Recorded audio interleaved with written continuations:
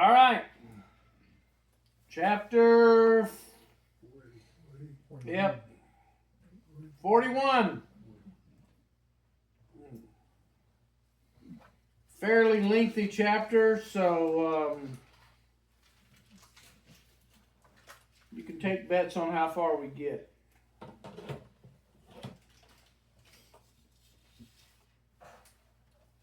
All right. Maybe to 13. You think? We'll get past that. We'll see.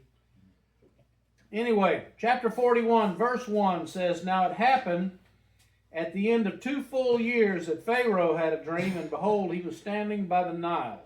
Now, 2 more years. How old was Joseph when he got sold into slavery? 17. 17.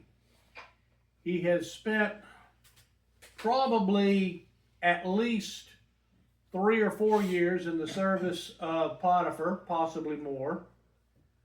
Then from the time he interpreted the cupbearer and baker's dreams, we're talking 2 more years. And we're going to see as we continue into this chapter that at this point, Joseph is 30 years old, which of course means that he has spent 13 years either in slavery or in prison. Why do you suppose that God let him sit in slavery and prison for that length of time? The fullness of time. You know, that's an easy way to just kind of, sort of write it off. That's an easy way to say you don't really know. Well, but God had to orchestrate certain events, and those certain events were these dreams, and these people had to come together and be in the right place to have the right dream. So you can't just snap your fingers and make all that happen immediately. God could. Oh, yes, he could. Well, he could, but then that would be supernatural. Those people wouldn't be acting naturally. So for them to go through their natural lives and come to the point where God maneuvered them to that position to do what he wanted them to, took some time. Well, once again, God can make it happen as quick as he wants. Nice try, though. Any other possibilities? That way he wouldn't get killed. Oh, okay. Luke? For him to come to a maturity relationship with the Lord. All right, well, there's one good possibility right there. Because at age 17, what was Joseph's biggest issue? His pride. He was a spoiled brat. You think that he could have stood before Pharaoh at age 17 and pulled off what we know he's about to? I don't think so. Probably would have got his head lifted off of his shoulder. But there's another possibility. Well, so we're looking at number 1, the difference in maturity between a 17-year-old and a 30-year-old. Not only spiritually, but also just emotionally. You think by this point Joseph is a lot more mature? At 30, I hope so. I hope so too. But then we still got one other good possibility. He's about to stand before Pharaoh and be appointed as the prime minister of the entire nation. When he got taken to Egypt at age 17, how much Egyptian do you think he knew at the time? None. None. So by this point, what level of fluency do you think he's probably got in Egyptian now at age 30? Customs in it, got the customs, got the language. I would venture to say he's probably pretty fluent at this point. Isn't 30 also the age of man in that era of time was considered to have come of age? In some cultures. Egypt, I couldn't necessarily tell you about, but yeah, in some cultures. But I'm thinking more along the lines that he's about to stand before Pharaoh and then have Pharaoh appoint him as second in command of all the nation.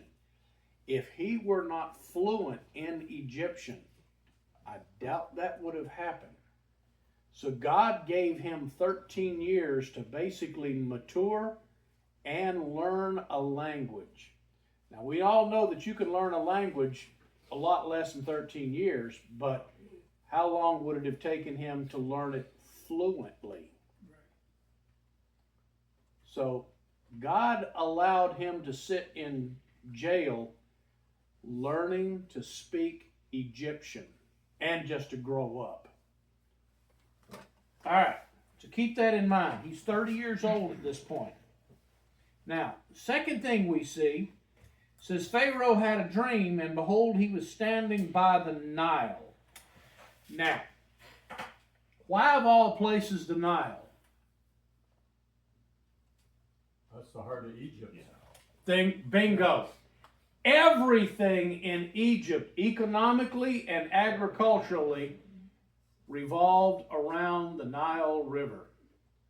If you take the Nile out of Egypt, Egypt would essentially cease to exist.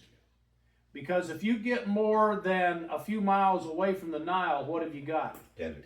Nothing but desert.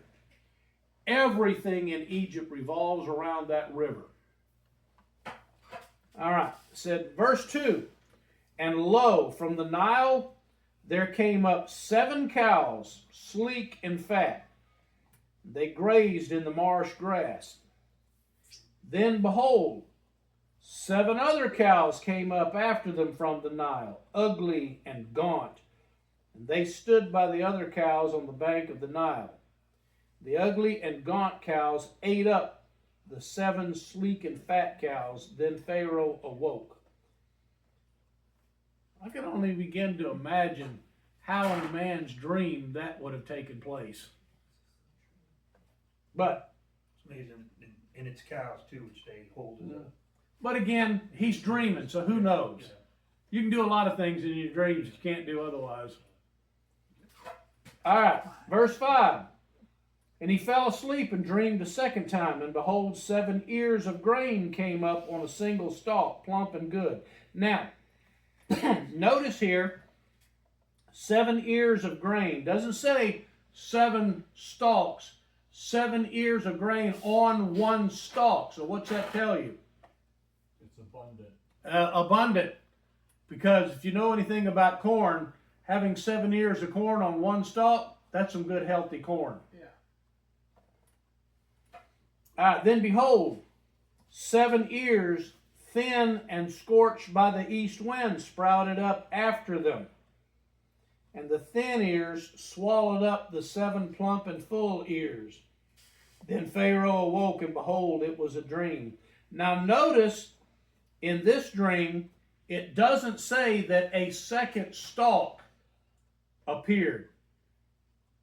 We're still on, in his dream, only one stalk apparently. So you've got one stalk with 7 ears, then 7 more ears, and the 7 bad ears of grain just basically overwhelmed and consumed the 7 good ones. Now verse 8 says, now it came about in the morning that his spirit was troubled. So he sent and called for all the magicians of Egypt and all its wise men. And Pharaoh told them his dreams, but there was no one who could interpret them to Pharaoh. Now, in Egyptian culture, the Egyptians in their mysticism were not much different than the Babylonians. They put a lot of stock in their mysticism, their occult beliefs.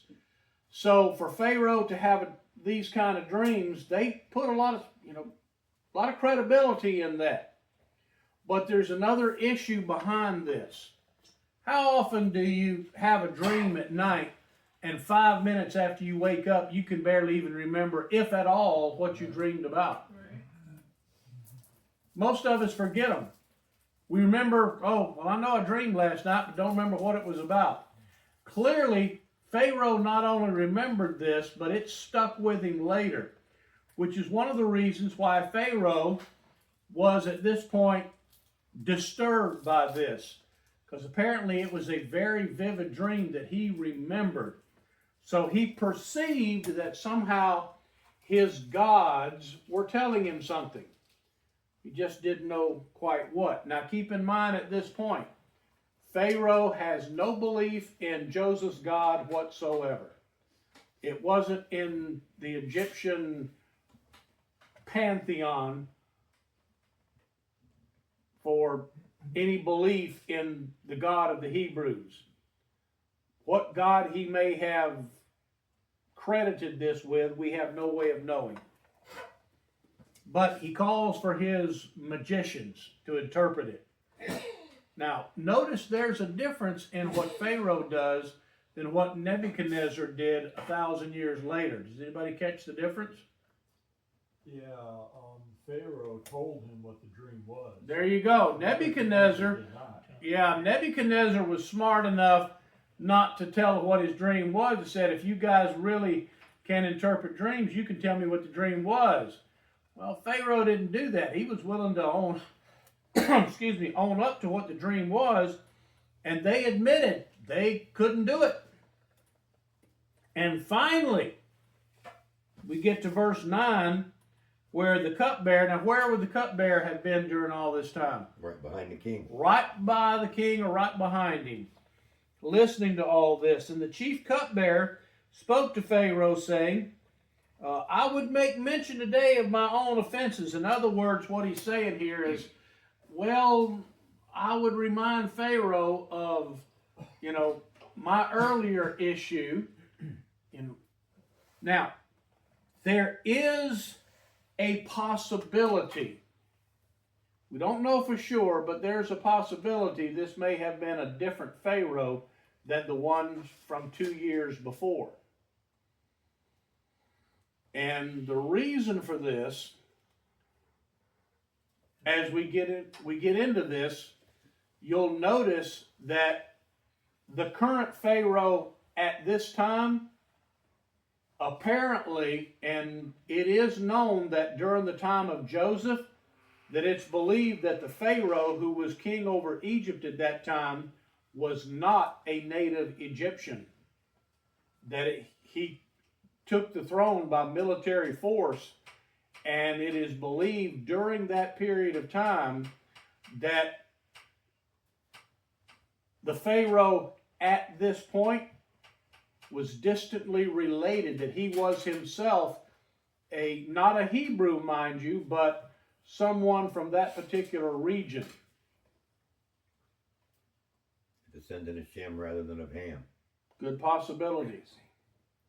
Which also, several generations later, when that particular dynasty was defeated and replaced again by a native Egyptian, would explain why after this we have a Pharaoh who's, everybody knows, is what? Did not know Joseph.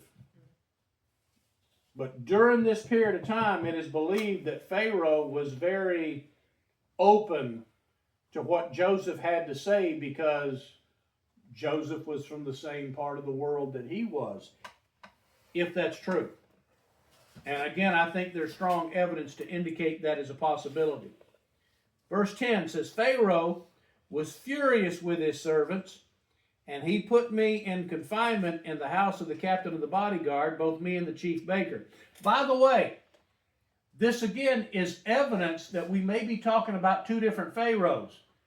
Otherwise, why is the chief cupbearer having to explain to Pharaoh what Pharaoh would have already known if it had been the same guy from 2 years previously? But he's going through and telling Pharaoh, well, this is what happened. I was a chief cupbearer, and I got thrown into prison. Verse 11 said, and we had a dream on the same night, he and I. Each of us dreamed according to the interpretation of his own dream.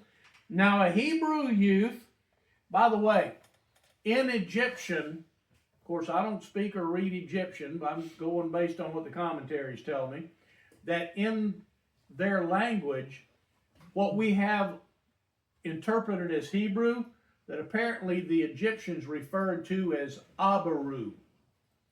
And the Abaru is what that Pharaoh was also known as, that he was of the Abaru people.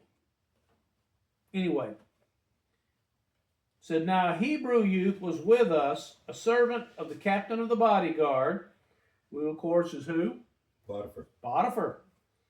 And we related them to him, and he interpreted our dreams for us. To each one he interpreted according to his own dream, and it came about that just as he interpreted for us, so it happened. He restored me to my office, but he hanged him. Now again, notice how this is related. All in the third person. I realize that sometimes it would, when referring to royalty, that in some cultures you always referred to royalty in the third person. But you'll see the cupbearer is addressing Pharaoh in a way that would seem like this Pharaoh is hearing this for the first time. All right. Verse 14. Then Pharaoh sent and called for Joseph, and they hurriedly brought him out of the dungeon, and when he had shaved himself and changed his clothes, he came to Pharaoh. Now, why would he have shaved himself? Presentable. Well, it goes beyond that. Yeah. Egyptians were clean shaven. What he said. Customs. Hebrews, now, let me make this one clear. Every time you see these artistic depictions of Christ or the apostles or whatever, and they got hair down to here, folks, that is absolutely not biblical. And I can prove it to you if you want. But Jews, they had hair, maybe a medium length and what have you, but they did not have long hair. But they did let their hair grow, to what we would consider an average length. And they had beards. And it was quite customary that those of the descendants of Abraham would have a good full beard by the time they were adult men. They would groom their beards, but they didn't shave them. You like them. Egyptians, as Bruce just mentioned, not only in their custom did they clean shave themselves, but those of the royal court, Shave their heads too. they had clean shaven heads. You like that? No, I'm with the Jews. You don't want to be an Egyptian, I can tell. No. It says here they shaved their entire body. Little comment on that. Some of them. But yeah, that was normal in the Egyptian court, is they were very clean shaven. So for this scraggly guy who's probably got a bit of a beard, hair that's, average length or whatever, coming into the presence of Pharaoh would have been an insult to Pharaoh. So yeah, when he calls for Joseph, the first thing they do is take him somewhere and get him cleaned up. And also, if he's been living in a dungeon for the last few years, you think he probably might need a bath. They probably threw some water on him once, they gave him some clean clothes That's too. the unspoken thing, and that changed his clothes. Uh-huh. Yeah, they would have made him presentable to go into the presence of the royal court. Shaved himself and changed his clothes, he came to Pharaoh. And Pharaoh said to Joseph, I've had a dream, but no one can interpret it, and I've heard it said about you that when you hear a dream, you can interpret it. Now, verse 16, to Joseph's credit, Joseph makes no claim whatsoever. He gives God the glory. So Joseph then answered Pharaoh, saying, it is not in me. God will give Pharaoh a favorable answer. Now, when he says a favorable answer, he does not mean that God's going to tell you what you want to hear. By favorable answer, he means God will tell you the truth. Is whatever the interpretation is, God will tell you what that is. So Pharaoh spoke to Joseph, in my dream, behold, I was standing on the bank of the Nile, and behold, 7 cows, fat and sleek, came up out of the Nile, and they grazed in the marsh grass. And lo, 7 other cows came up after them, poor and very ugly and gaunt, such as I had never seen for ugliness in all the land of Egypt. That's one way to put it. said, and the lean and ugly cows ate up the first 7 fat cows. Yet when they had devoured them, it could not be detected that they had devoured them, for they were just as ugly as before. Then I awoke. I saw also in my dream, and behold, 7 ears, full and good, came up on a single stalk, and lo, 7 ears withered, thin, and scorched by the east wind, sprouted up after them. And the thin ears swallowed the 7 good ears. Then I told it to the magicians, but there was no one who could explain it to me. Now Joseph said to Pharaoh, Pharaoh's dreams are one. And by the way, in my Bible it says one and the same. You'll notice if yours says that, the and the same. Or in italics. Yeah, it's italics. It just means that's just added to make the English seem better. What Joseph actually said is Pharaoh's dreams are one. Meaning, One and the same. yeah, which means in our language, one and the same. God has told the Pharaoh what he is about to do. Now, the reason, in fact, Joseph, I think later gets into this, reason he had 2 different versions of the same dream is God's basically telling him this is about to happen, and in fact, Joseph goes so far to say it's already in place now. God's way of saying this is important, pay attention. Yep, pay attention. The 7 good cows are 7 years. The 7 good ears are 7 years. The dreams are 1. And the 7 lean and ugly cows that came up after them are 7 years. And the 7 thin ears scorched by the east wind shall be 7 years of famine. It is as I have spoken to Pharaoh. God has shown to Pharaoh what he is about to do. Now notice in verse 28, and also even in verse 16, how does Joseph describe God? Why doesn't he use God's personal name? He knows God by the name Yahweh. That's not a name he would share with a pagan. That he probably assumes that Pharaoh hasn't got a clue what God's true name is, because he knows from having been exposed for the last 13 years to Egyptian culture, he knows Pharaoh does not know his God. So he uses the generic name for God, El. Of course, it would have been in Egyptian, but basically just tells him God, not God by name. In the same sense that if we were describing the plan of salvation to someone, we would start off by describing God before we began using the name Jesus, to make sure that whoever we're describing it to realizes that that's who and what we're talking about. By the way, the Apostle Paul did the same thing. You'll recall when Paul went into Athens and saw all these temples that were dedicated to various gods. Yeah, well, when he saw the one that's dedicated to the unknown God, and he asked them, said, well, do you want me to tell you who this unknown God is? And of course they said yes. You'll notice at that point, Paul did not launch immediately into the plan of salvation. He first told us, so by the way, that is the God who created all things.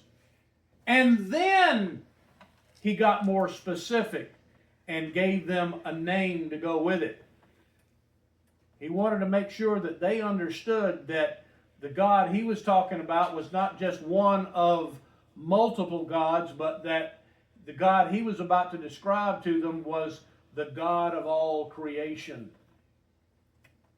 That's essentially what Joseph is doing here. He's starting off with a term that he realizes Pharaoh will recognize before he gets more specific. Anyway, God has shown, this is verse 28, it is as I've spoken to Pharaoh, God has shown to Pharaoh what he is about to do. Behold, 7 years of great abundance are coming in all the land of Egypt, and after them 7 years of famine will come. and all the abundance will be forgotten in the land of Egypt, and the famine will ravage the land. So the abundance will be unknown in the land because of that severe famine, for it will be very severe. Now, as for repeating of the dream to Pharaoh twice, it means that the matter is determined by God, and God will quickly bring it about. So, yeah, God is just basically letting Pharaoh know this is a done deal.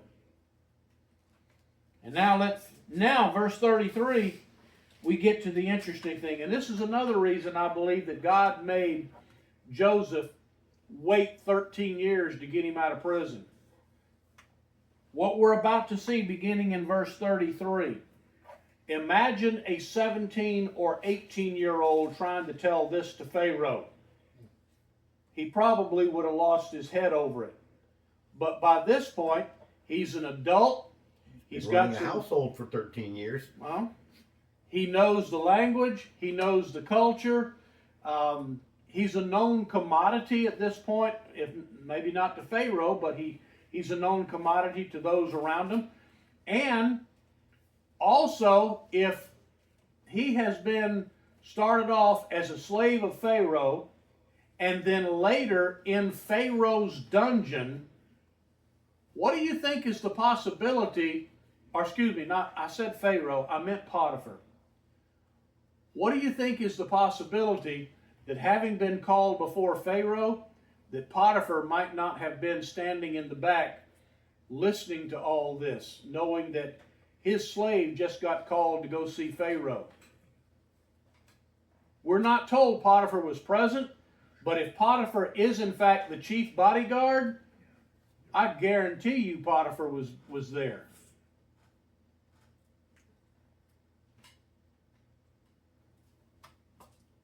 Which also, I have to wonder, after the events that we're about to see, when he gets promoted to prime minister, if Potiphar is sitting there going, uh-oh. Anyway, verse 33 says, "And now let Pharaoh look for a man discerning and wise, and set him over the land of Egypt." In other words, Joseph is taking upon himself at this point, he's gone beyond interpreting the dream. He's taken it upon himself to begin giving Pharaoh advice. Telling Pharaoh that, well, based on this, here's what you need to do. And that's where I see he developed this acumen from having run Potiphar's household and basically run the dungeon. Mm-hmm. You know, both places he was put in, he ended up being the guy in charge. Mm-hmm. So he's a guy who knows how to take charge and get things done. So he knows at this point what needs to happen. Well, And that's why he's confident enough at the age of 30 to be able to tell Pharaoh, this is what you need to do. Well, listen to, as we continue, what Pharaoh's response is to this, and you'll see that that's not far off the mark. It says, "Let Pharaoh take action to appoint overseers in charge of the land, and let him exact a fifth of the produce of the land of Egypt in the 7 years of abundance. Then let them gather all the food of these good years that are coming, and store up the grain for food in the cities under Pharaoh's authority." By the way, it said, "And let them guard it." By the way, it is known at that particular time that up and down the Nile River, there were storehouse cities that were not just big cities that were profitable, but were in fact places that Pharaoh maintained a judicial presence, and as a result of what Joseph suggested, were established as storehouse cities for Pharaoh. All because of this particular suggestion. Verse 36 says, "And let the food become as a reserve for the land for the 7 years of famine which will occur in the land of Egypt, so the land may not perish during the famine." Now the proposal seemed good to Pharaoh and to all his servants. Then Pharaoh said to his servants, "Can we find a man like this in whom is a divine spirit?" Notice how he presents this. Not just can we find a wise man, but it says, "in whom is the Spirit of God." Because Pharaoh hears this and realizes if Joseph has the ability to interpret dreams like this, then there's a spirit of God within him, and that immediately gets Pharaoh's attention, so that when Joseph continues and gives him advice, he realizes this isn't advice just coming from some former slave standing in front of me. This is divine advice. So Pharaoh said to Joseph, since God has informed you of all this, there is no one so discerning and wise as you are. So exactly what you just said, Pharaoh realizes that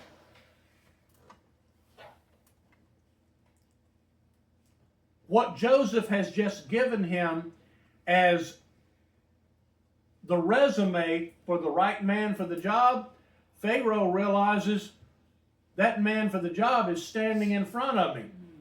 Think that's something he did on his own? No, I think Pharaoh was right. I think it was God speaking through him.